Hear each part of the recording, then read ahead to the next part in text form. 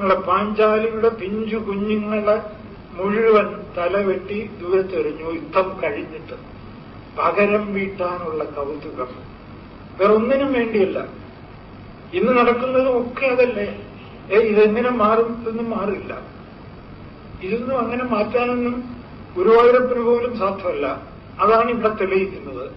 പാണ്ഡവന്മാർ അത്രയധികം അടുത്ത ബന്ധുക്കളാണെങ്കിൽ അവരുടെ പിഞ്ചു കുഞ്ഞുങ്ങളെങ്കിലും ഗുരുവായൂരപ്പനൊന്ന് രക്ഷിച്ചു കൊടുത്തുകൂടായിരുന്നു.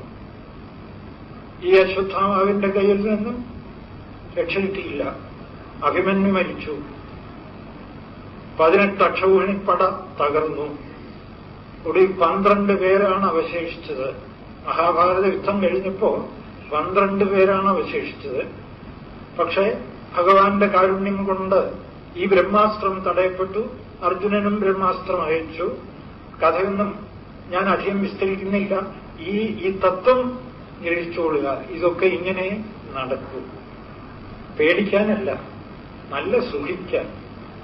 ഇതൊക്കെ നന്നാക്കിയെടുത്ത് നമുക്ക് സുഖിക്കാം എന്ന് വെച്ച് ആ ലക്ഷ്യത്തോടുകൂടി മുന്നോട്ട് പോയാൽ ജീവിതം കടുത്ത നിരാശയിലും ഇരുട്ടിലും അവസാനിക്കേണ്ടി വരും. നേരെ മറിച്ച് ചെയ്യേണ്ടതൊക്കെ ചെയ്യുന്നു, ഒന്നിലും പിന്മാറുന്നില്ല. ഇതൊരു ഭഗവാന്റെ കളി. നമ്മളും ആ ഭഗവാന്റെ കളിയിലെ ഒരു ഭാഗം. ഒന്നിലും ദുഃഖിച്ചിട്ട് കാര്യമില്ല. അപരിഹാര്യാർത്ഥേ നത്വം ശോചിതും അർഹസി. പരിഹരിക്കാൻ വയ്യാത്ത കാര്യത്തിൽ അർജുന നീ ദുഃഖിക്കരുത്.